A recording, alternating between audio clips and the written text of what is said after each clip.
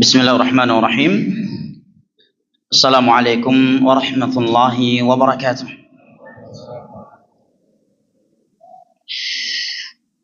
Innal hamdalillah nahmaduhu wa nasta'inuhu wa nastaghfiruh wa na'udzu billahi min shururi anfusina wa min sayyiati a'malina.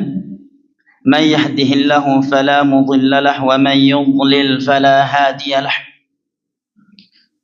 وأشهد أن لا إله إلا الله وحده لا شريك له وأشهد أن محمدا عبده ورسوله صلى الله عليه وعلى آله وصحبه وسلم تسليما كثيرا. يقول ربنا جل وعز: يا أيها الذين آمنوا اتقوا الله حق تقاته ولا تموتن إلا وأنتم مسلمون.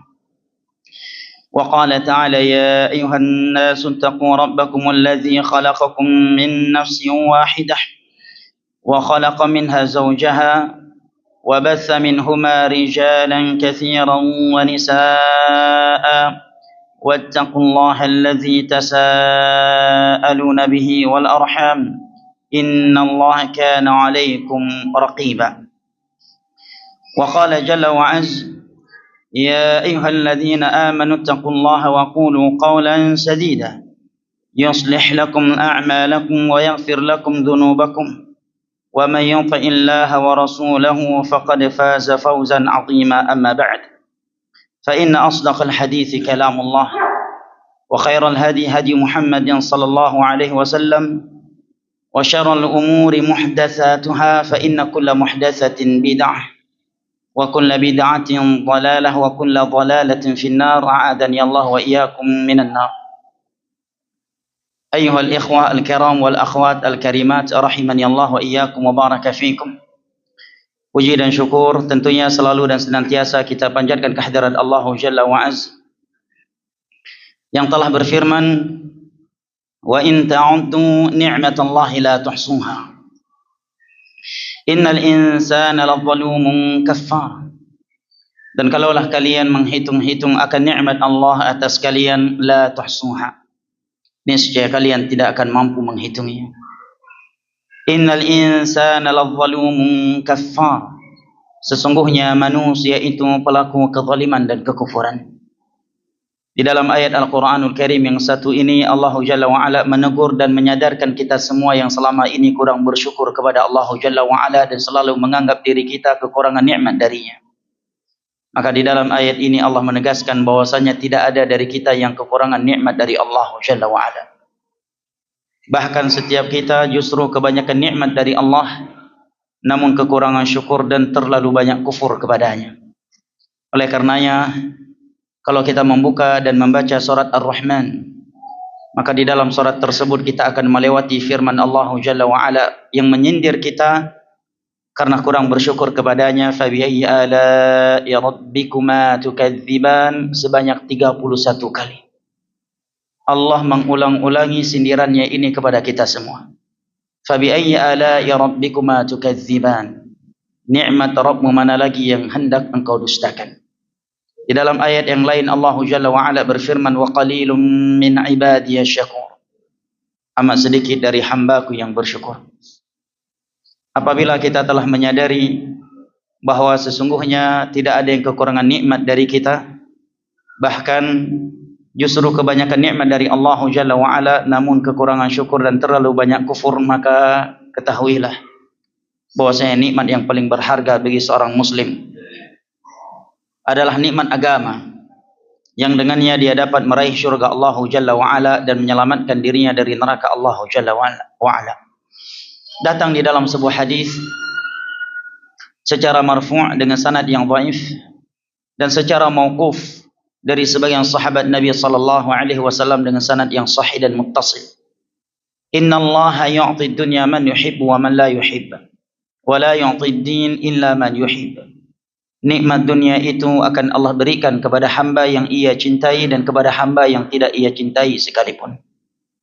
Sebagaimana yang muslim ada yang kaya dan miskin, maka yang kafir juga ada yang kaya dan ada yang miskin. Udah kafir, syarrul bariyah, khalidina fiha, hidupnya miskin lagi. Nah, sebagaimana yang muslim ada yang hidupnya sehat dan sakit-sakitan, yang kafir juga demikian. Karena dunia bukanlah pertanda cinta atau bencinya Allah kepada hambanya. Inna Allah yu'ti dunya man yuhibbu wa man la yuhibbu. Nikmat dunia itu akan Allah berikan kepada hamba yang ia cintai dan kepada hamba yang tidak ia cintai sekalipun. Wa la yu'ti din illa man yuhibbu. Tetapi nikmat agama itu tidak akan pernah Allah berikan kecuali kepada hamba yang ia cintai sahaja. Dan tahukah kita nikmat agama yang paling mahal? Nikmat agama yang lebih mahal daripada dunia beserta isinya yang dikumpulkan oleh manusia. Dan nikmat agama yang diperintahkan oleh Allah Jalla wa'ala agar kita berbangga dan bergembira karenanya, yaitu nikmat Islam dan nikmat as-sunnah. Allah Jalla wa'ala berfirman di dalam surat Yunus, Qul bi fadlillahi wa bi rahmatihi fabidzalika falyafrahu huwa khairum mimma yajma'un. Katakanlah, perintah dari Allah Jalla wa'ala kepada baginda Rasulullah sallallahu alaihi wasallam. Katakanlah bi fadlillahi wa bi rahmatihi. Qul bi fadlillahi wa bi rahmatihi. Katakan olehmu, dengan fadlullah dan rahmatnya hendaknya mereka gembira, yafrahu. Kalau kita membuka Al-Quran, maka seringkali di dalam Al-Quran itu justru melarang kita melakukan farah. Bahkan di sebagian ayat Allah menyebutkan innallaha la yuhibbul farihin. Allah tidak mencintai orang-orang yang gembira, bangga, bahagia dengan dunia ini. La tafrah, jangan farhan, jangan farah, jangan bangga, jangan gembira. Tetapi kali ini Allah memerintahkan falyafrahu. Hendaknya mereka yafrahu. Fi'lu amrin majzumun bila an-nahy. Falyafrahu atau bilamil amr. Bilamil amr. Falyafrahu, hendaknya mereka gembira, bangga dan bahagia. Karena fadlullah dan rahmatnya yang Allah anugerahkan kepada mereka. Huwa khairum mimma yajma'un. Karena fadlullah dan rahmatnya itu lebih mahal, lebih baik daripada dunia beserta isinya yang dikumpulkan oleh manusia. Al-Imam Ibn Al-Qayyim rahimallahu ta'ala setelah membawa ayat ini di dalam kitabnya Ijtima'ul Juyush Al-Islamiyah mengatakan, laqad adarat aqwalus salaf anna al-murad bi fadlillahi wa rahmatihi hiya ni'matul Islam was sunnah. Telah ternukil ucapan ulama salaf secara masyhur bahwasanya yang dimaksud dengan fadlullah dan rahmatnya di dalam ayat ini adalah nikmat Islam dan nikmat as-sunnah. Katakanlah wahai Nabi Muhammad, dengan fadlullah, nikmat Islam, wa bi rahmatih, dan rahmatnya, nikmat as-sunnah, falyafrahu, hendaknya mereka gembira, bangga, bahagia. Karena ada sebagian manusia justru tidak pede, tidak percaya diri dengan nilai-nilai Islam dan sunnah, kecuali kalau dia sedang di dalam masjid, kecuali kalau dia sedang di dalam komunitas Islam dan sunnah. Namun begitu dia berada di tengah-tengah lingkungan awam, di tengah-tengah tempat kerjanya, dia mulai tidak pede dan tidak percaya diri dengan nilai-nilai Islam dan sunnah yang Allah muliakan dirinya dengannya. Jika ditanyakan kepadanya, kenapa anda berjenggot? Maka jika pertanyaan tersebut diutarakan kepadanya dan dia sedang di dalam masjid, sedang di dalam komunitas sunnah, maka dengan penuh keberanian dan kebanggaan dia menjawab, ini adalah sunnah Rasulullah sallallahu alaihi wasallam. Namun tatkala pertanyaan yang sama diutarakan kepadanya dan dia sedang di kantornya, sedang di tengah-tengah orang awam, dia tidak lagi berani membawa nama sunnah Rasulullah sallallahu alaihi wasallam.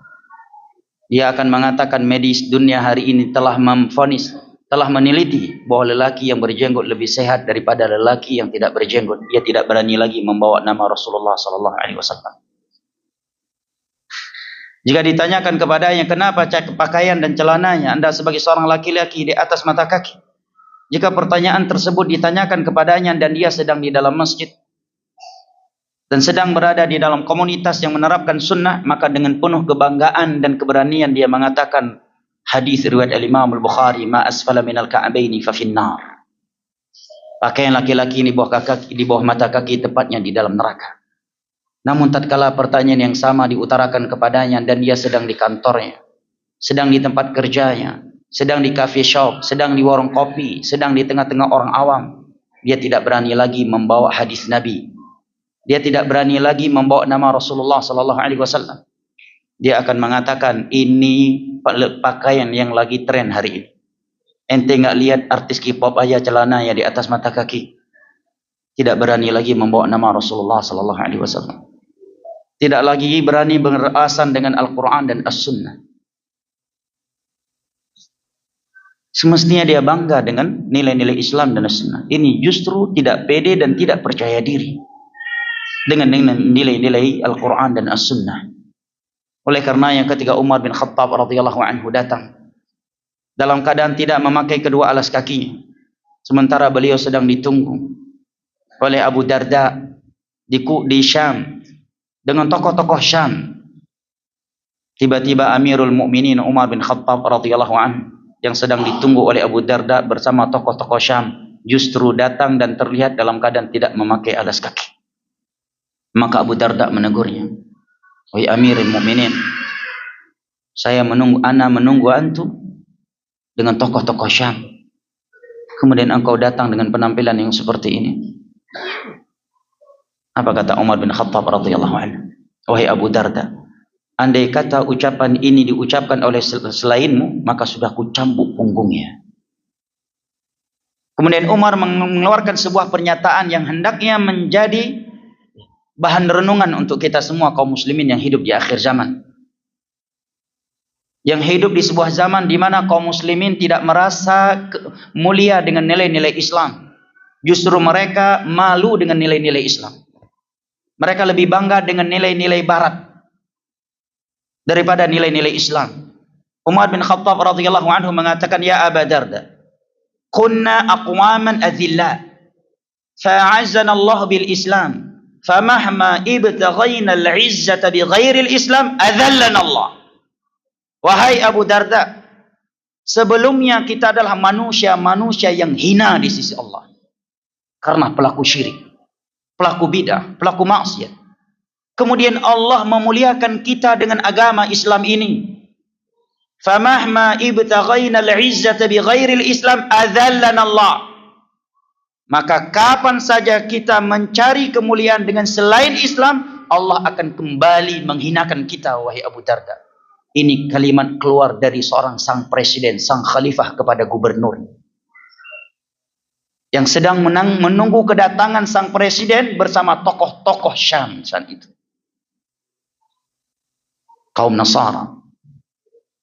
Maka terdiamlah Abu Darda radhiyallahu anhu. Falillahil izzatu jami'a, milik Allah lah kemuliaan itu semuanya. Falillahil izzatu wa li rasulihi wa lil mu'minin. Kemuliaan itu untuk Allah, untuk Rasulnya, untuk kaum mukminin yang mengikuti agama Allah. Maka di dalam ayat ini Allah mengatakan hendaknya mereka gembira, bangga, bahagia dengan nikmat Islam dan As-Sunnah, bukan justru minder, tidak percaya diri. Sementara orang-orang yang di luar Islam mereka penuh dengan kebanggaan, penuh dengan kepercayaan diri, dengan simbol-simbol agama mereka. Lihat jamaah, ya, tokoh-tokoh agama di dalam Buddha, tidak malu mereka dengan pakaian mereka tersebut seperti kain, ya, seperti selimut yang diputar-putar di tubuhnya. Mereka keliling ludah di pakaian itu, mereka tidak malu jemaah. Bahkan sebagian mereka tidak beralas kaki, naik turun pesawat, keluar masuk mall, keliling dunia. Karena mereka menganggap itu bagian dari agama mereka, tidak malu. Sebagian kaum muslimin malu dengan sesuatu yang sudah jelas-jelas ada perintahnya di dalam Al-Quran dan As-Sunnah. Yang kedua, jamaah dimuliakan Allah, sebagian orang bukan sekedar tidak percaya diri dengan nikmat Islam dan As-Sunnah yang telah Allah muliakan dirinya dengannya. Dia justru menyesal kenapa terlalu cepat mengamalkan Islam dan As-Sunnah. Orang lain, Ustadz, walaupun udah hijrah tetapi udah sempat kaya, Ustadz. Ana belum sempat kaya udah tahu riba itu haram. Belum sempat ngambil kredit rumah, Ustadz. Orang lain hijrah dari riba tapi udah sempat ngambil kredit rumah, udah sempat punya mobil. Aneh gaji sebagai karyawan riba aja belum sempat nerima, Ustadz. Udah kadung tahu riba haram. Menyesal dia terlalu cepat hijrah. Adalah 1 menit di dalam ketaatan kepada Allah itu lebih mahal daripada dunia beserta isinya. Raka'atul fajri khairum minad dunya wa ma fiha. Bahkan yang lebih buruk dari itu, jamaah dimuliakan Allah, adalah sebagian orang yang mengkambing hitamkan nikmat Islam dan As-Sunnah atas hilangnya sebagian nikmat dunia yang pernah ia miliki sebelum hijrah. Kemudian menurutnya setelah dia hijrah, nikmat itu hilang. Dia pun mengkambing hitamkan nikmat Islam dan As-Sunnah. Ini karena saya terlalu berpegang teguh dengan As-Sunnah, makanya jabatan saya hilang. Makanya karir saya redup. Makanya apa? Ya, penghasilan ekonomi saya, perdagangan saya, bisnis saya jatuh. La haula wala quwwata illa billah. Dia mengkambing hitamkan Islam dan As-Sunnah atas hilangnya sebagai nikmat dunia yang pernah ia miliki sebelumnya. Atau dia mengkambing hitamkan Islam dan As-Sunnah karena sebagian dunia yang ia inginkan dan dia belum memperolehnya. Nasallallahu salam wal afiyah. Maka jamaah ini dimuliakan Allah, tanamkan di dalam hati kita bahwasanya nikmat yang paling berharga adalah nikmat agama, yang paling berharga adalah nikmat Islam dan nikmat As-Sunnah. Oleh karenanya Al-Imam Ahmad pernah dia dapati di dalam sebuah perjalanan, di dalam sebuah kapal. Dari semenjak beliau duduk di dalam kapal sampai turunnya, yang terdengar selalu dari mulut beliau adalah Allahumma amitna alal islami was sunnah. Allahumma amitna alal islami was sunnah. Allahumma amitna alal islami was sunnah. Sepanjang perjalanan di dalam kapal, beliau membaca doa ini. Ya Allah, matikan kami di atas Islam dan As-Sunnah. Ya Allah, matikan kami di atas Islam dan As-Sunnah. Ya Allah, matikan kami di atas Islam dan As-Sunnah. Karena jamaah ini dimuliakan Allah, surga Allah yang luasnya seluas langit dan bumi, tetapi tidak ada ruangan di dalamnya sedikit pun bagi mereka yang mati tanpa membawa Islam dan As-Sunnah. Tetapi barang siapa yang mati di atas Islam dan As-Sunnah, meskipun dia mati sebagai orang termiskin di muka bumi ini, andai kata dia mati karena kelaparan, dia mati tidak memiliki pakaian sehelai benang pun karena miskin, karena kemiskinan yang amat dahsyat menimpanya, tetapi dia mati di atas Islam dan Sunnah, maka sesungguhnya dia telah mati di atas sesuatu yang lebih mahal daripada dunia beserta isinya. Karena dia telah mati di atas modal utama untuk bertemu dengan Allah Jalla wa'ala, untuk meraih syurganya dan menyelamatkan dirinya dari neraka Allah Jalla wa'ala. Dan apabila kita telah memahami dan mengetahui bahwa nikmat Islam dan As-Sunnah adalah nikmat agama yang paling mahal, lebih mahal daripada dunia beserta isinya, dan Allah memerintahkan kita untuk berbangga dan bergembira dengannya, maka ketahuilah, Islam dan Sunnah tidak akan pernah benar kita amalkan kecuali dengan mengikuti manhajus salaf. Dan ini yang akan menjadi topik pembahasan kita sebagai murajaah bagi kita yang telah mempelajarinya, dan sebagai tazkirah bagi kita yang telah lupa dari sebagian catatan-catatan penting seputar manhajus salaf. Jamaah yang dimuliakan Allah, para ulama menjelaskan makna salaf secara etimologi dan secara istilah. Kata as-salaf ini bukan kata yang baru, muncul 10, 20, 30 atau 100 tahun yang lalu. Kata as-salaf itu sudah ada semenjak turunnya Al-Quranul Karim dan Nabi masih hidup sallallahu alaihi wasallam. Dari sisi penggunaannya di dalam Al-Quran, kalimat salaf itu banyak, ya. Allah sebutkan di antaranya falahu ma salafa wa amruhu ila Allah. Salaf di secara etimologi artinya adalah sesuatu yang terdahulu, sesuatu yang telah lampau. Apabila dia telah bertobat dari dosa riba sebelumnya, falahu ma salafa wa amruhu ila Allah, maka dia boleh memperoleh menggunakan harta-hartanya hasil riba ma salaf, yang telah salaf, yang telah lampau, yang telah berlalu. Falahu ma salaf wa amruhu ila Allah. Demikian juga sabda Nabi SAW kepada buah hatinya Fatimah radhiyallahu anha, ni'mas salaf ana laki, sebaik-baik salaf untukmu adalah diriku wahai Fatimah. Maka kenapa harus menolak penggunaan kata salaf? Ini makna kata salaf secara etimologi, yaitu sesuatu yang telah berlalu, sesuatu yang telah lampau. Oleh karenanya mereka, orang-orang terdahulu disebut sebagai salaf. Para nabi adalah para salaf. Para sahabat Nabi SAW adalah sebaik-baik salaf kita. Dan Abu Jahal CS juga salaf bagi orang-orang yang semodel dan ngefans sama mereka. Pendahulu bagi mereka yang memiliki sifat yang sama. Ini mana salaf secara etimologi, secara bahasa. Adapun maksud dari kalimat salaf di dalam bahasa para ulama kita, maka jamaah yang dimuliakan Allah, disebutkan di sini oleh Syekh Abdul Salam bin Barjas rahimahullahu taala yang wafat pada tahun 1425 Hijriah, di dalam kitabnya yang berjudul Kun Salafiyan 'alal Jaddah. Jadilah pengikut salaf sejati. Bahasa kerennya, jadilah salafi sejati, bukan salafi ya yang basa-basi, salafi yang tidak jujur mengikuti salaf. Tentunya ini nasihat untuk anak pribadi yang pertama kali dan buat kita semua. Beliau mengatakan, wa ammal ma'na al-maqsud bis-salaf fil istilah faqad ikhtulifa fi dhalika 'ala aqwalin 'iddah ahammuha. Adapun makna yang dimaksud dari kalimat as-salaf di dalam istilah para ulama, maka telah terjadi kesilangan pendapat di kalangan ulama. Yang paling masyhurnya, yang paling pentingnya adalah annahumus sahabah faqat. Di antara ulama ada yang mengatakan bahwa yang dimaksud dengan salaf itu hanya para sahabat Nabi sallallahu alaihi wasallam. Tsaniyan, yang kedua, annahumus sahabatu wat tabi'in. Yang dimaksud dengan as-salaf adalah para sahabat dan para tabi'in, murid-murid mereka yang berada di atas jalan mereka. Salisan, pendapat yang ketiga, annahumus sahabatu wat tabi'un wat tabi'ut tabi'in, yaitu para sahabat, para tabi'in dan tabi'ut tabi'in.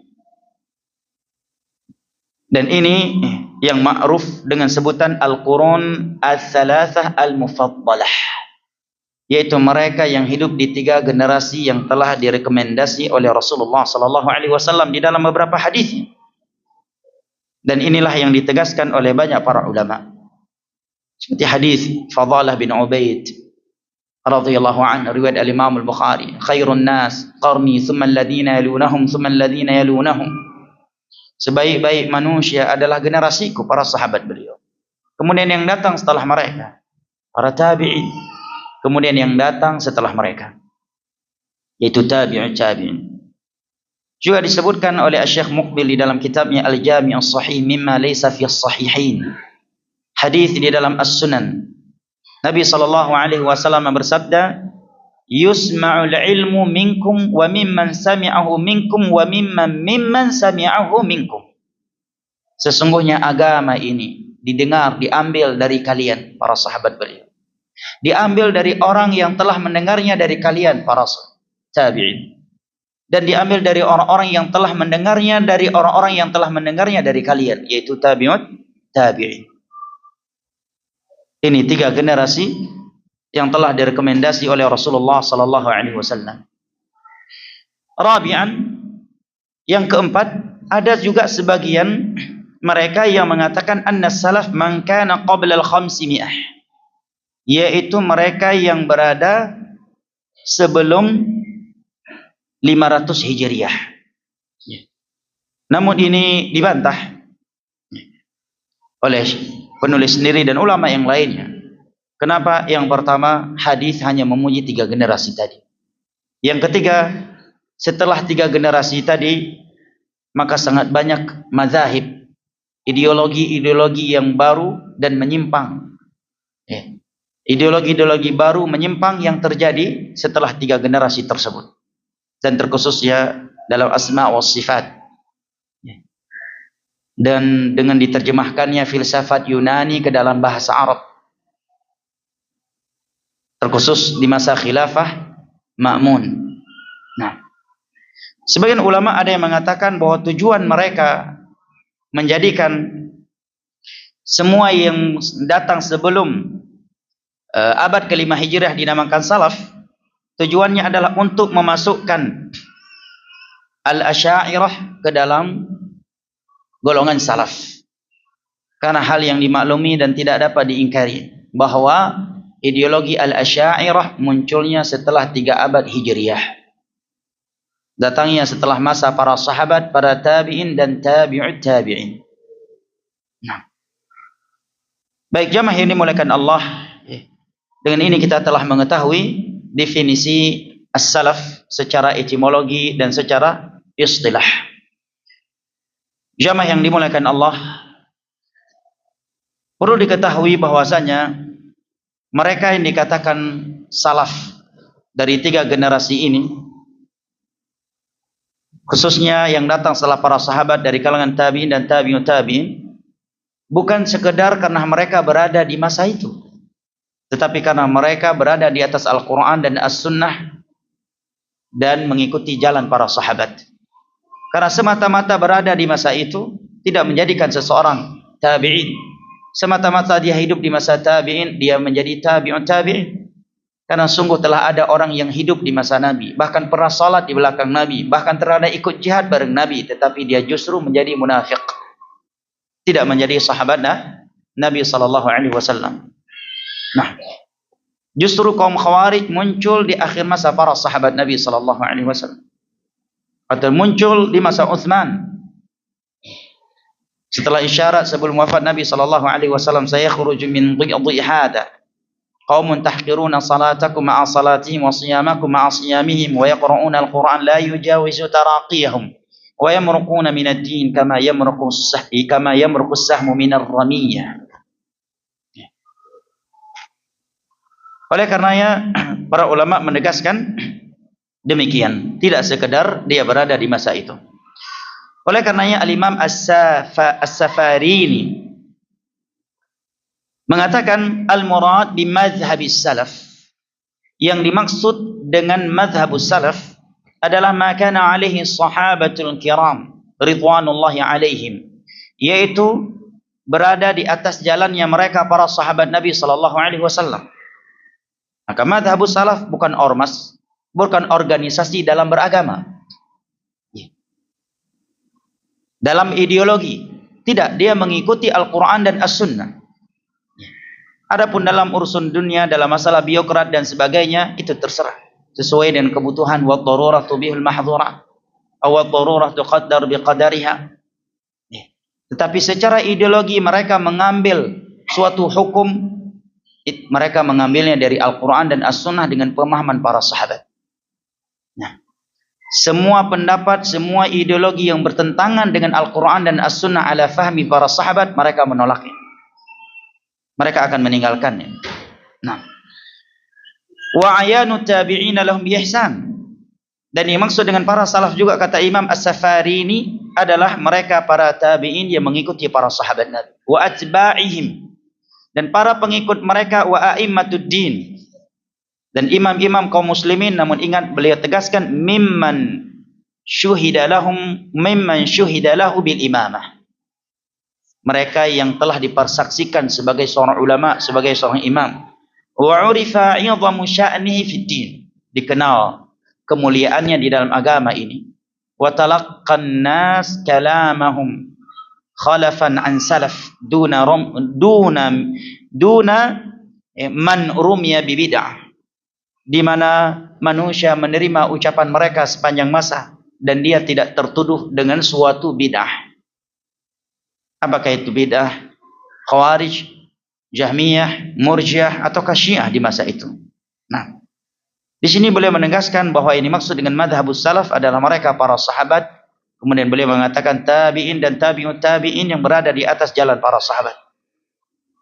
Kemudian beliau memberikan catatan, yaitu mereka yang telah dipersaksikan dengan agama yang benar, akidah yang lurus. Orang-orang yang telah diterima ucapan mereka. Maka dengan ini jelaslah bagi kita definisi as-salaf secara etimologi dan secara istilah. Berikut ini beberapa dalil yang menerangkan kepada kita kewajiban mengikuti salaf sebelum kita membaca prinsip para salaf di dalam beragama.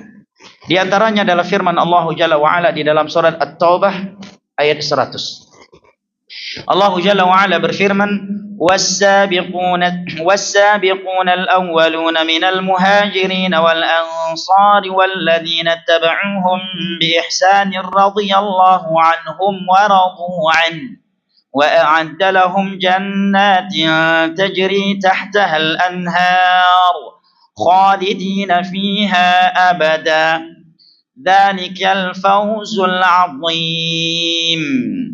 Dan mereka orang-orang yang terdahulu di dalam beragama ini, dari kalangan kaum muhajirin dan kaum ansar. Dan lihat setelah itu, dan yang mengikuti mereka bi ihsanin. Allah kaitkan, Allah berikan catatan bi ihsan, mengikuti mereka dengan kebaikan. Nah, bukan sekedar bertemu dengan sahabat. Sungguh telah ada orang-orang yang bertemu dengan Nabi, duduk di dalam kajian Nabi, terkadang ikut salat berjamaah di belakang Nabi, tetapi tidak menjadi sahabat Nabi, justru menjadi munafik. Dari ayat ini juga kita mengetahui apa yang dikatakan para ulama, bahwasanya kewajiban mereka yang datang setelah para sahabat Nabi adalah al-ittiba', mengikuti, bukan al-ibtida'. Oleh karenanya di dalam Islam ini tidak dikenal al-mufakkir al-islami, pemikir Islami, tokoh pemikir. Yang dikenal di dalam Islam ini adalah al-muttabi', pengikut sejati. Nah, karena kewajiban mereka yang datang setelah para sahabat Nabi adalah al-ittiba', mengikuti. Nah, maka tidak dikenal di dalam tariqatus salaf dan di kalangan para ulama kita dengan sebutan ulama ini adalah al-mufakkir al-islami. Karena Islam tidak dibangun di atas pemikiran. Maka tidak ada yang dikenal tokoh kaum muslimin dengan sebutan al-mufakkir al-islami di kalangan ulama itu. Pemikir kaum muslimin, tokoh pemikiran kaum muslimin. Yang ada di dalam Islam ini adalah al-muttabi'. Karena kewajiban kaum muslimin yang datang setelah masa para sahabat Nabi adalah al-ittiba', mengikuti. Nah, jemaah yang dimuliakan Allah, Allah mengatakan Allah ridho kepada mereka, mereka telah ridho kepadanya. Wa a'adda lahum jannat. Allah telah persiapkan untuk mereka syurga yang mengalir di bawahnya sungai-sungai, mereka kekal di dalamnya selama-lamanya. Itulah keberuntungan yang sesungguhnya. Juga Nabi SAW bersabda di dalam hadis yang ma'ruf, riwayat Imam Ahmad, Abu Daud, Ibnu Majah dan lainnya dari sahabat yang mulia Abu Najih Irbad bin Sariyah radhiyallahu anhu. Nabi bersabda, "Fa innahu may ya'ish minkum ba'di fasayara ikhtilafan katsira." Barang siapa yang hidup panjang setelahku, yang hidup lama setelahku, maka dia akan melihat perselisihan yang begitu banyak di antara kaum muslimin. Ini berita dari Nabi, bahwa kaum muslimin berpecah. Maka bagaimana mungkin seseorang mengatakan, jangan mengatakan kaum muslimin berpecah. Nabi sebelum wafatnya telah mengabarkan umat beliau akan berpecah setelah beliau wafat. Kemudian datang kita sok hikmah, janganlah mengatakan orang berpecah. Nabi yang memvonis umat beliau akan berpecah. Itu berita dari Nabi sallallahu alaihi wasallam. Dan itu fakta yang kita lihat hari ini. Ada yang tariqat Naqsabandiyah, ada yang tariqat Syadziliyah, ada yang tariqah Qadiriyah, ada yang tariqah lain lagi, ada yang Al-Ittihadiyah, ada yang akidah Al-Hululiyah, ada yang akidahnya ta'wil, ada yang akidahnya tafwidh, ada yang Murji'ah, ada yang Jahmiyah, ada Mu'tazilah. Nah, ada yang memuja kuburan, ada yang tidak. Itu fakta juga. Bagaimana mau ditolak? Nabi sebelum wafatnya telah menyampaikan umat beliau akan berpecah belah. Tetapi Nabi memberikan petunjuk apa yang harus dilakukan oleh kaum muslimin jika kaum muslimin ini telah terpecah belah. Nabi mengatakan, fa'alaikum bisunnati. Berpegang teguhlah kalian dengan sunnahku. Nah, Nabi tidak mengatakan ikutlah agama mayoritas. Beragamalah dengan kaedah di mana bumi dipijak, di situ langit dijunjung tinggi. Berarti kalau sedang memijak bumi di Thailand, dia ikut Syiah berarti. Karena sedang memijak bumi di Thailand. Begitu berarti akidahnya. Itu kan bahaya sekali jemaah. Di mana bumi dipijak, di situlah langit dijunjung tinggi. Nah, kalau Anda sedang di Thailand, mereka mengatakan ibunda Aisyah penzina, Umar bin Khattab di dalam neraka, Abu Bakar di dalam neraka, Utsman di dalam neraka. Itu dalam kitab mereka Al-Kifayah dan masih terekam dan masih bisa dilihat di dalam YouTube dan media sosial. Akankah kita ikut Syiah karena kita sedang berada di daerah Syiah? Ya. Ini namanya beragama dengan prinsip pramuka. Di sana senang, di sini senang, di sana di mana-mana senang. Nah, sebagian orang mengeluarkan kalimat-kalimat dan dia anggap itu kalimat mutiara kata. Tanpa disadari itu sangat bertentangan dengan prinsip agama. Ini perintah dari Nabi. Hendaknya kalian berpegang teguh dengan sunnah. Kemudian Nabi tegaskan, dan sunnah khulafa ar-rasyidin al-mahdiyyin. Para sahabat beliau dan khususnya khulafa ar-rasyidin, Abu Bakar, Umar, Utsman dan Ali radhiyallahu anhum. Berpegang teguhlah kalian dengannya. Gigitlah kalian sunnahku dengan gigi geraham kalian. Karena itulah gigitan yang paling kuat. Nabi umpamakan demikian karena memang berpegang teguh dengan sunnah di masa Nabi itu sangat berat ya. Bahkan jamaah sebagian teman-teman ada yang dimurtadkan oleh masyarakatnya hanya gara-gara meyakini Allah di atas langit beristiwa di atas arsy. Beberapa teman-teman dan beberapa ustadz dimurtadkan di daerahnya karena meyakini Allah beristiwa di atas arsy. Allah di atas langit, padahal itu akidah adalah akidah yang disepakati oleh ulama Islam. Itu akidah dengan dalil 7 ayat dalam Al-Quran.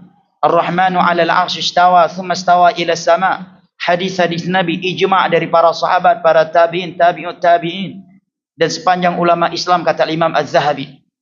Dan itu salah satu akidah yang sangat basic di dalam Islam. Akidah yang sangat fundamental dan sangat mendasar. Hari ini sebagian orang memurtadkan orang lain hanya karena meyakini Allah beristiwa di atas arsy. Menunjukkan beratnya berpegang teguh dengan as-sunnah. Maka di dalam hadis Anas bin Malik radhiyallahu anhu riwayat al-Imam Tirmidzi, datang dari jalan yang banyak sehingga dihasankan oleh Syekh Al-Albani. Nabi sallallahu alaihi wasallam bersabda, sayati 'alan nasi zamanun as-sabiru fihim 'ala dinihi kal qabidhi 'ala al-jamr. Akan datang suatu masa di mana orang yang benar-benar berpegang teguh dengan agamanya, dia bersabar berpegang teguh dengan agamanya, dia akan merasakan itu seperti menggenggam bara api. Sebagian teman-teman yang nelayan jamaah dikeluarkan dari komunitas nelayan hanya gara-gara dia tidak ikut nimbrung dalam acara sedekah laut. Berat jamaah.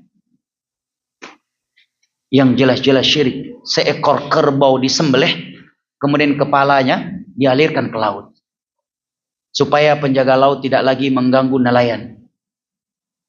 Padahal berulang kali juga banyak yang tenggelam di dalam laut. Ya. Tidak dianggap syirik. Alasan kenapa? Kita menyembelih mengucapkan bismillah, Allahu Akbar, kok yasinan lagi malah. Tambah salawatan lagi. Para kiai juga kumpul. Kok syirik? Itulah yang Allah katakan, wa ma uhilla bihi li ghairillah. Sesembelihan yang diperuntukkan untuk selain Allah, walaupun menyebutkan bismillah, Allahu Akbar 1000 kali sekalipun. Kalau tujuannya untuk mendekatkan diri kepada Allah, itu adalah syirik akbar. Dalam penyembelihan untuk selain Allah tidak ada yang syirik kecil.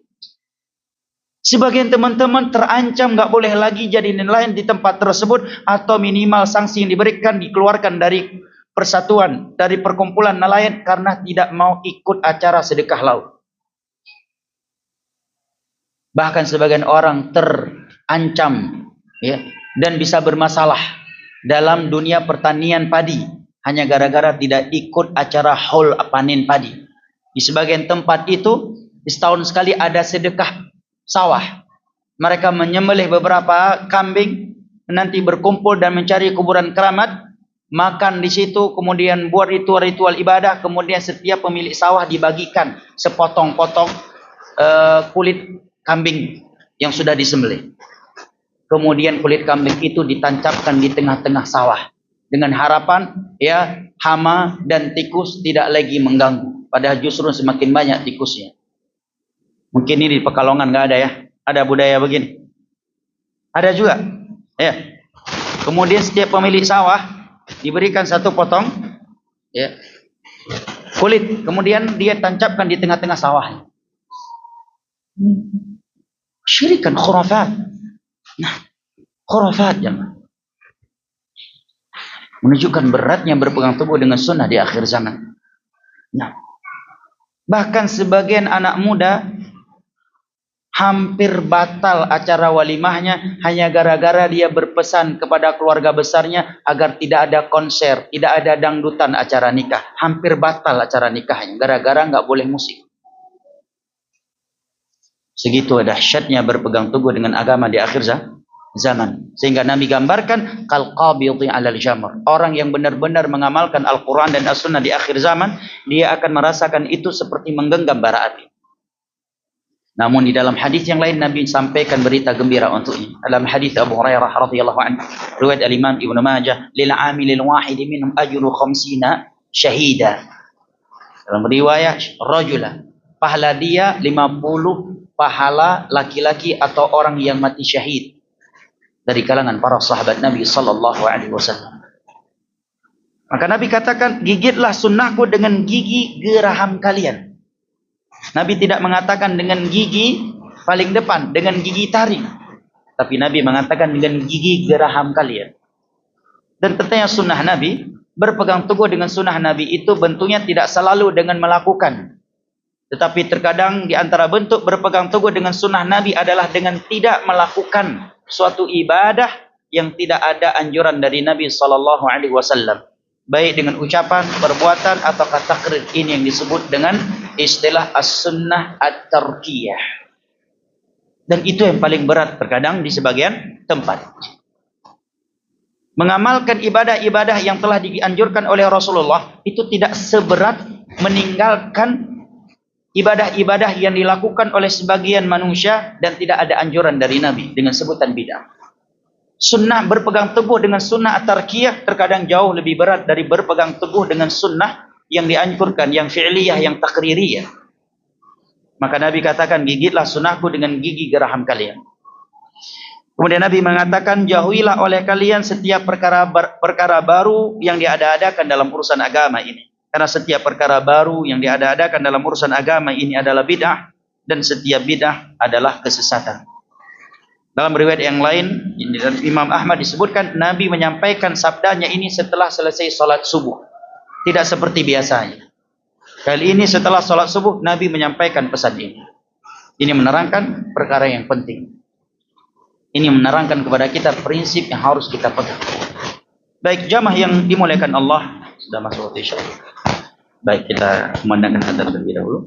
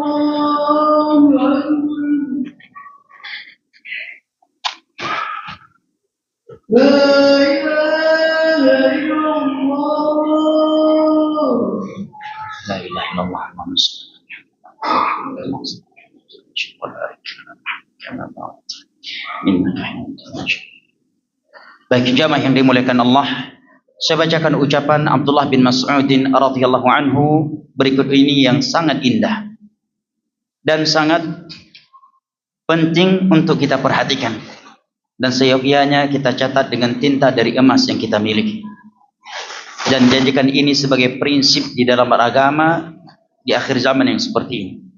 Beliau mengatakan, "Man kana mustannan falyastanna biman qad mat. Ulaika ashabu Muhammadin sallallahu alaihi wasallam kanu khaira hadhihi al-ummah wa abarraha quluban wa a'maqaha ilman wa aqallaha takallufan qaumun ikhtarahumullahu li suhbati nabiyyi sallallahu alaihi wasallam wa daqli dinihi fatashabbahu bi akhlaqihim wa tara'iqihim fahum kanu ala al-huda al-mustaqim." Ucapan beliau ini dapat dilihat di dalam kitab Syarhus Sunnah karya Imam Al-Baghawi. Beliau mengatakan, barang siapa yang ingin menjadikan seseorang sebagai figurnya, maka hendaknya dia menjadikan orang yang telah mati sebelumnya sebagai figurnya. Di dalam kitab Al-Ibanah ada tambahan, "Falyastanna biman qad mat fa innal ahya la tu'manu 'alaihimul fitnah." Jadikanlah orang yang telah mati sebagai figurmu. Jangan sekali-kali menjadikan orang yang masih hidup sebagai figurmu, karena orang yang masih hidup tidak ada yang bisa menjamin dia akan mati dalam keadaan istiqamah. Ini bahasa yang sangat dalam dari beliau. Siapapun yang masih hidup, walaupun di atas akidah yang lurus, walaupun seorang ulama, syekh sekalipun, apalagi sekedar ustaz, kalau masih hidup jangan jadikan figur. Cukup jadikan sebagai sarana kita menjadikan Rasulullah dan orang-orang yang telah wafat di atas kebaikan sebagai figur kita. Karena kalau kita terlalu ngefan dan menjadikan orang yang masih hidup sebagai figur kita, naudzubillah, kalau ia sempat menyimpang, kita sudah kadung ngefan, akhirnya kita akan mengikuti penyimpangannya. Kalaupun tidak, kita akan futur. Udahlah, ustaz aja udah futur, apalagi aneh yang bukan ustaz. Syekh aja udah begitu kok, apalagi kita yang bukan syekh. Kita akan futur jadinya. Tetapi jika ada seorang syekh, seorang ustaz menyimpang, baik dalam bab syahwat maupun dalam bab syubhat, ya'dzan billah, maka kita katakan, bukan beliau figur saya. Figur saya adalah orang yang telah mati di atas kebaikan. Yang paling mulianya adalah Rasulullah sallallahu alaihi wasallam. Kemudian para sahabatnya, kemudian para tabi'in, tabi'ut tabi'in. Figur saya Imam Malik, figur saya Imam Abu Hanifah, figur saya Imam Syafi'i, figur saya Al-Imam Ahmad, figur saya adalah Imam Bukhari, Imam Muslim, Imam Tirmidzi, Imam Abu Dawud, Imam Nasai, Imam Ibnu Majah. Figur saya adalah Imam Fulan yang telah wafat. Karena mereka telah wafat dan disepakati mereka wafat di atas jalan yang lurus. Nah, sementara kalau kita ngefan, ya, dan menjadikan orang yang masih hidup sebagai figur kita, begitu orang tersebut menyimpang, kita sudah menjadikannya sebagai figur, bisa jadi kita akan mengikuti penyimpangannya, atau paling tidak kita akan futur, nggak semangat lagi beristiqomah. Kenapa? Karena figur kita saja sudah menyimpang. Tapi kalau figur kita adalah orang-orang yang telah wafat di atas kebenaran, siapapun yang menyimpang di dunia ini tidak akan menggoyangkan keistiqomahan kita. Tidak akan mempengaruhi keistiqomahan kita di dalam beragama. Makanya jadi mengatakan, tuliskan ucapan beliau ini dengan tinta dari emas. Namun bagaimana jemaah akan menulisnya dengan tinta dari emas kalau buku dan pulpen aja nggak bawa pergi kajian malam ini? Mudah-mudahan tersinggung. Ya, ini bukan zaman lagi pulpen dan buku Ustaz. Sudah ada HP Ustaz. Pulang tinggal buka ulang YouTube yang sudah ngerekam. Baik jemaah yang dimuliakan Allah. Beliau mengatakan para sahabat Nabi adalah sebaik-baik umat ini, hati mereka sebersih-bersih hati. Mereka lebih dalam ilmunya. Jangan dikira orang yang datang belakangan lebih dalam ilmunya daripada salaf. Wa aqalluha takallufan. Mereka manusia yang paling sedikit sifat takalluf. Takalluf adalah sifat yang tercela di dalam beragama. Memberat-beratkan diri dalam perkara agama yang tidak dianjurkan oleh Al-Quran dan As-Sunnah. Maka Nabi kita diperintahkan oleh Allah untuk menyampaikan di ayat terakhir di dalam surat Sa'ad. Qul la as'alukum min ajrin wa ma ana minal mutakallifin. Umumkan olehmu wahai Nabi Muhammad, aku tidak meminta upah di dalam berdakwah. Tidak ada permintaan. Ya. Tidak ada lobby. Boleh saya turun 10 juta. Saya akan turun, tolong tiket 11 orang untuk admin saya. Hotel yang paling mahal di kota itu. Karena Ustadz nggak bisa digigit nyamuk.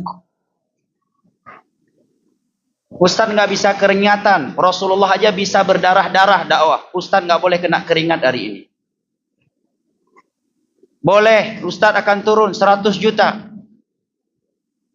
Sebagian panitia curhat. Nggak sanggup mendatang. Bahkan penerbangan yang terkadang hanya 1 jam. Sebagian penceramah agama mensyaratkan harus tiket kelas bisnis. Pada penerbangan cuma 1 jam. Ini keterlaluan. Nih. Nabi diperintahkan untuk mengumumkan, aku tidak pernah minta upah. Diberi, tidak diberi, ya tidak masalah.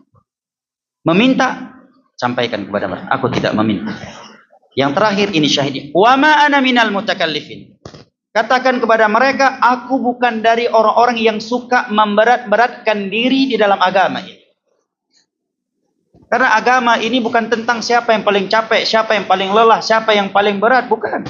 Agama ini adalah liyabluwakum ayyukum ahsanu amala, yang paling ikhlas dan yang paling mencocoki sunnah Nabi. Oleh karenanya para ulama ketika menjelaskan hadis Nabi, inna ajraki biqadri masyaqqatik, sesungguhnya pahalamu itu berbanding lurus dengan kelelahan dan keletihanmu. Maksudnya adalah al-masyaqqah ghairul maqsudah, kelelahan dan keletihan yang tidak disengajai. Itu maksudnya. Tidak seperti misalkan dia punya rumah dekat dengan masjid. Supaya dapat pahala lebih banyak, agar lebih lelah, akhirnya dia putar dulu beberapa komplek baru ke masjid. Biar lebih lelah, sehingga lebih banyak pahala. Bukan demikian maksudnya. Tetapi kelelahan yang tidak disengajai. Justru melelahkan diri dalam hal-hal yang tidak dianjurkan, itu dicela dalam agama ini ayatnya. Ini ucapan Abdullah bin Mas'ud. Maka di dalam hadis dari Imam Muslim, suatu ketika Nabi masuk ke dalam Masjid Nabawi dan melihat ada tali terikat di antara 2 tiang di dalam Masjid Nabawi. Nabi pun bertanya, hablu man hada? Tali siapakah ini? Para sahabat menjawab, wahai Rasulullah, ini tali milik Zainab, istri Nabi SAW yang ahli ibadah. Dia mengikat tali ini agar kalau beliau ngantuk di dalam salat, beliau tetap bisa salat sambil nyender ke tali biar enggak jatuh. Kalau orang awam yang menilai, Masya Allah, semangatnya luar biasa dalam ibadah, ya kan? Itu kalau menilai dengan perasaan luar biasa beliau ini wali majdub. Dan tidak ada yang meragukan tentunya istri-istri Nabi SAW adalah aulia.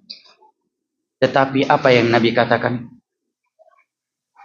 Lepaskan tali ini. Kemudian Nabi bersabda, liyusalli ahadukum nasyatah. Hendaknya salah satu di antara kalian salat malam sesuai dengan semangatnya. Fa idza na'isa falyarqud. Kalau dia sudah mengantuk, tidurlah dia. Ini agama, jemaah. Agama itu dengan dalil, dengan bimbingan Al-Quran dan As-Sunnah, bukan dengan perasaan. Hendaknya kalian itu salat sesuai dengan semangat kalian. Kalau sudah mengantuk, falyarqud, hendaknya tidur. Daripada kalian paksa salat, akhirnya ketika engkau beristighfar, engkau justru mencela dirimu di dalam doa. Tidak boleh takalluf. Dia di dalam Islam, Nabi mengatakan, la salata bihadratit ta'am wala wahwa yudafi'uhul akhbasan. Tidak ada salat dalam keadaan makanan sudah terhidang, salat berjamaah, atau dalam keadaan menahan-nahan buang hajat dan buang air kecil dan air besar. Nabi juga bersabda, idza uqimatis shalah wa hadarul asya fabda'u bil asya. Kalau iqamah telah dikumandangkan dan hidangan makanan baru terhidang, maka selesaikan dulu hajat kalian dari makanan yang sudah terhidang. Kalau orang yang tidak berilmu yang melihat, ya Allah, orang itu dasar, ya, demi makanan kalian tinggalkan salat berjamaah. Budak-budak sahaya dunia. Kalau tanpa ilmu, ya kan? Katanya orang sunnah, ahlus sunnah wal jamaah, tuh ninggalin salat jamaah gara-gara soto, gara-gara sate kambing yang sudah terhidang. Tetapi bagi orang yang berilmu, justru berpandang dengan pandangan yang lain. Ini yang telah mengamalkan sunnah Nabi. Idza uqimatis shalah wa hadarul asya. Jika iqamah dikumandangkan dan hidangan baru terhidang, maka mulailah dengan hidangan. Tentunya bukan kong kali kong dulu dengan pelayan. Dan ya, contoh lainnya jamaah, betapa banyak di dalam Islam amalan ibadah yang wajib gugur kewajibannya demi menjaga nyawa, demi menjaga kesehatan, ya kan? Puasa di siang hari Ramadan bagi orang yang sakit. Kalau dia puasa sanggup, tetapi bisa menyebabkan sakitnya bertambah lama, ya, sembuhnya, atau membuat menjadi lebih parah, justru nggak boleh dia puasa. Ulama khilaf tentang manakah yang lebih afdal bagi orang musafir di siang hari Ramadan. Apakah tetap berpuasa ataukah buka? Namun semua mereka sepakat apabila itu safar melelahkan, haram baginya puasa. Karena hadis Anas bin Malik radhiyallahu anhu, ketika Nabi melihat para sahabat mengkerumuni seseorang, Nabi bertanya, ada apa ini? Maka para sahabat menjawab, ini jatuh karena dia masih bertahan puasa sementara perjalanan saat itu sangat melelahkan di bawah matahari yang begitu terik. Maka Nabi langsung mengeluarkan sabdanya, laisa minal bir as-siyamu fis safar. Bukan sebuah kebaikan berpuasa di dalam safar yang seperti ini. Tapi bagi orang yang yang nggak punya ilmu, Masya Allah, safar kita sangat jauh, melelahkan, jalan kaki, beliau malah puasa Senin Kamis. Ini puasa Ramadan.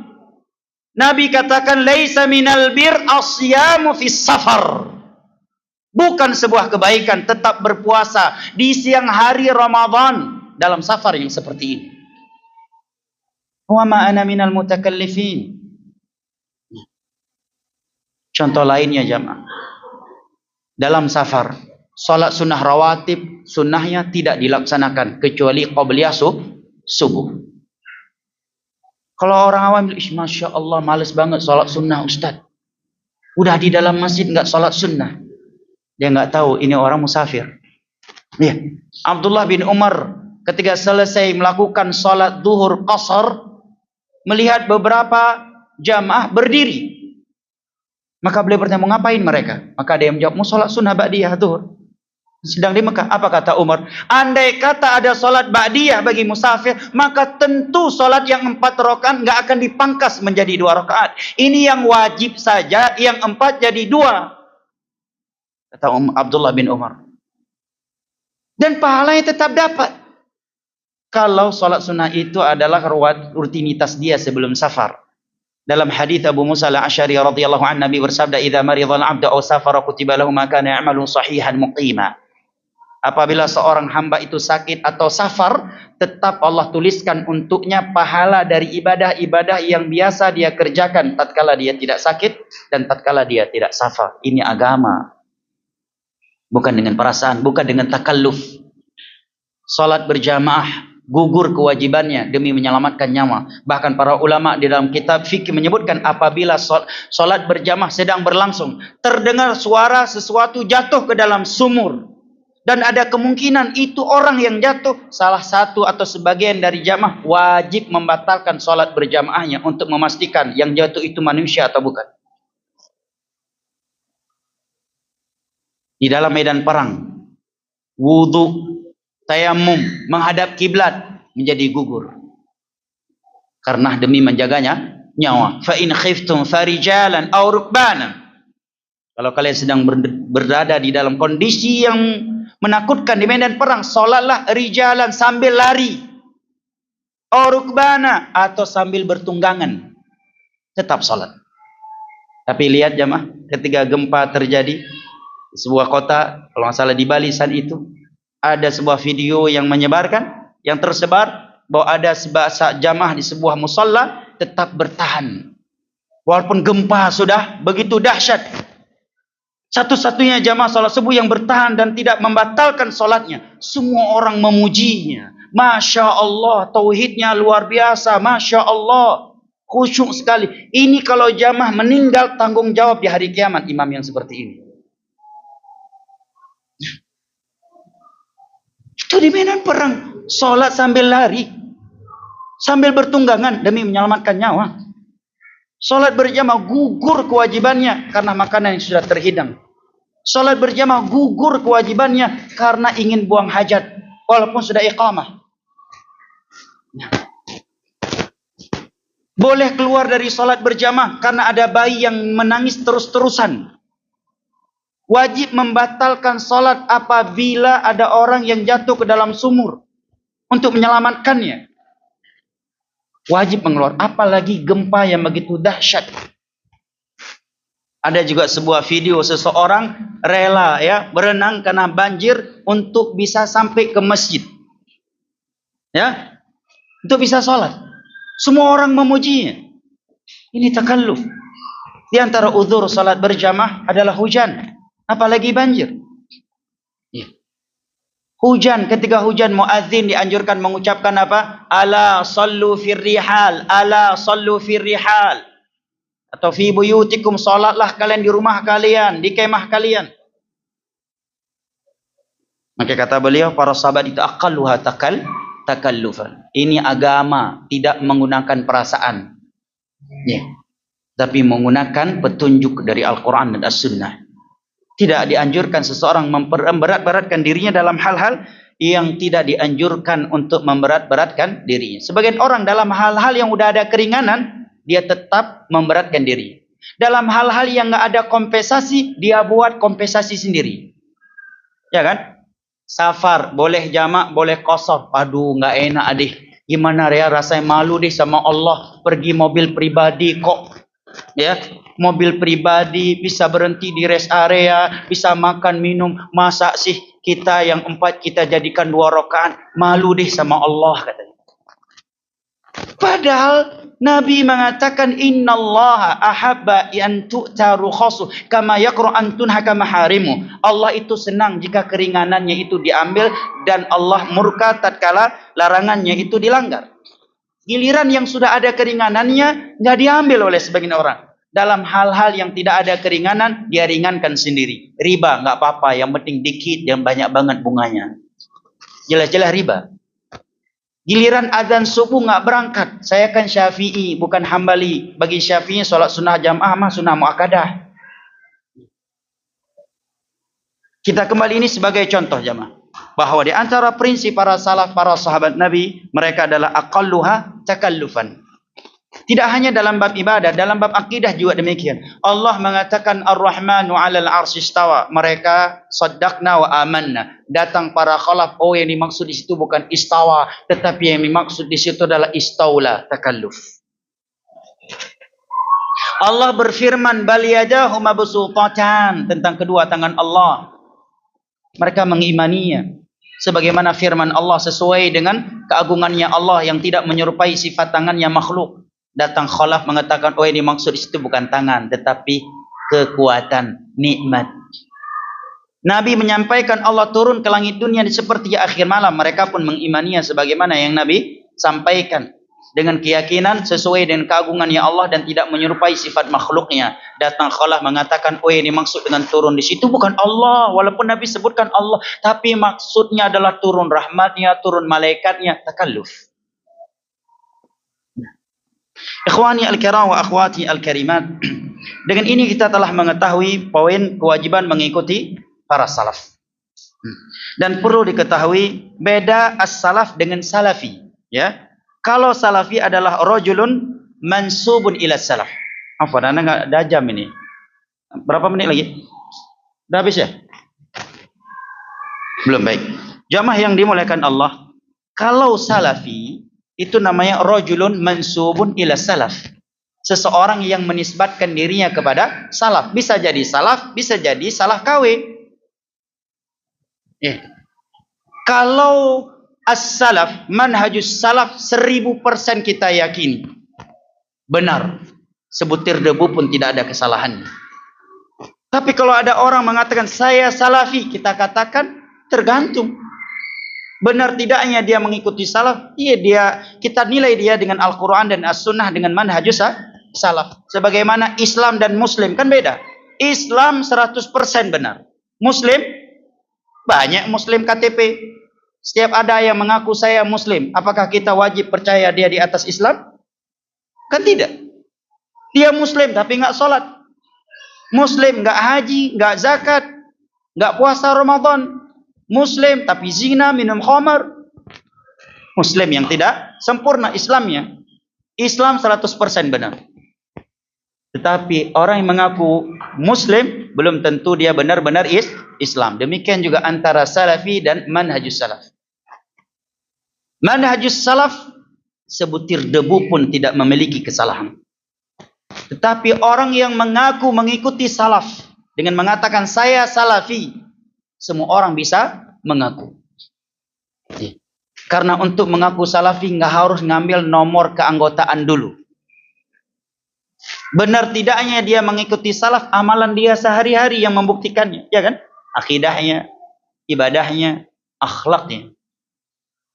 Kemudian jamaah sebagian orang mengkritik dan melarang, ngapain menisbatkan diri kepada salaf, ngapain ngomong salafi. Sebagian orang panas kupingnya kalau mendengar kalimat salafi. Seakan dia tidak terima menisbatkan diri kepada salaf.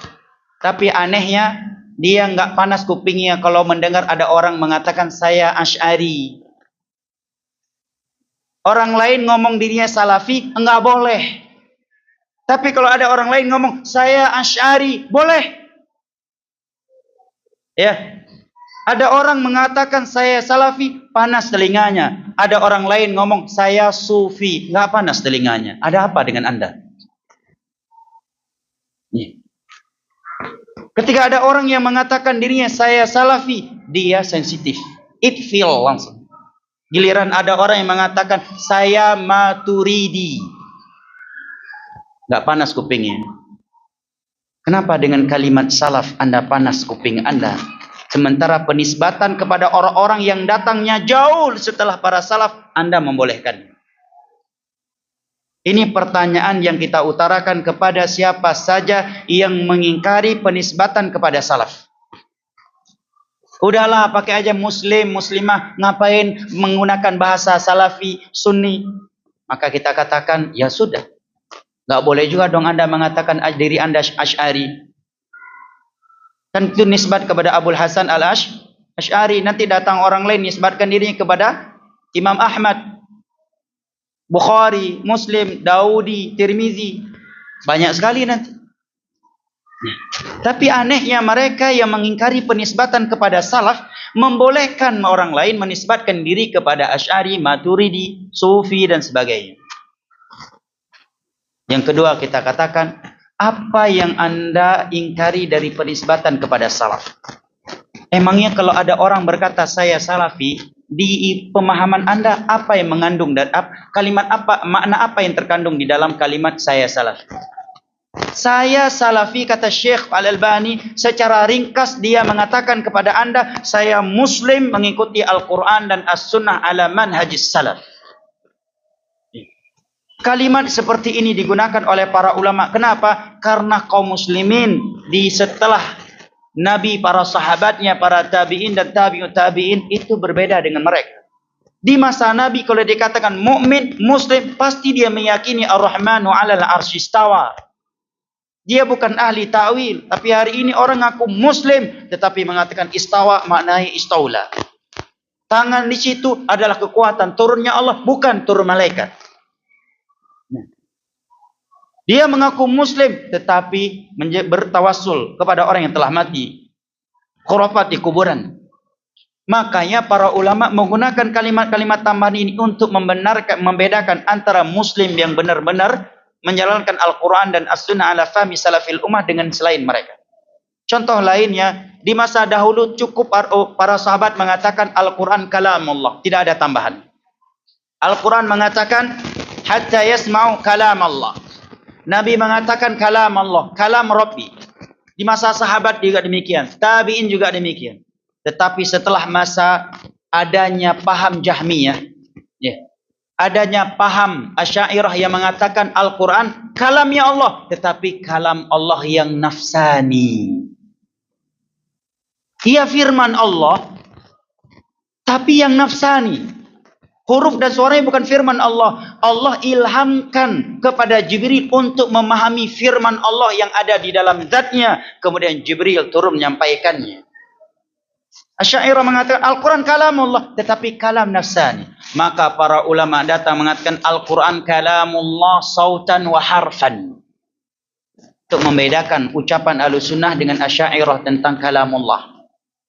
Demikian juga di zaman dahulu, zaman Nabi cukup dikatakan Al-Quran kalamullah tanpa ada tambahan ghairu makhluk.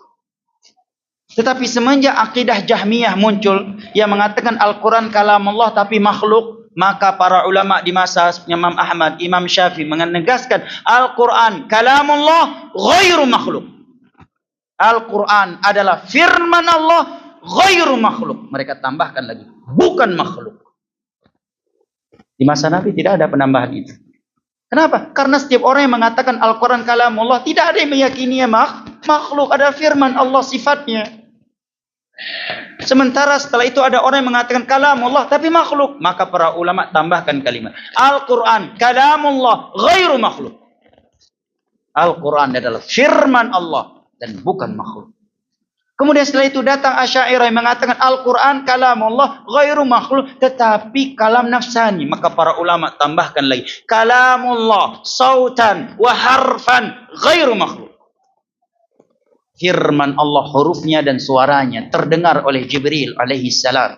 Allah berfirman, Jibril mendengarnya, kemudian Jibril menyampaikannya kepada Nabi Muhammad sallallahu alaihi wasallam.